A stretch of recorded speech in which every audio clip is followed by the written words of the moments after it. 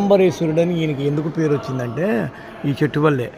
ఆమ్రవృక్షము అంటే మామిడి చెట్టు అని అర్థం. 3500 ఏళ్ల నాటి ఈ మామిడి చెట్టు, దీని హిస్టరీ. ఇక్కడే ఆమె శివుణ్ణి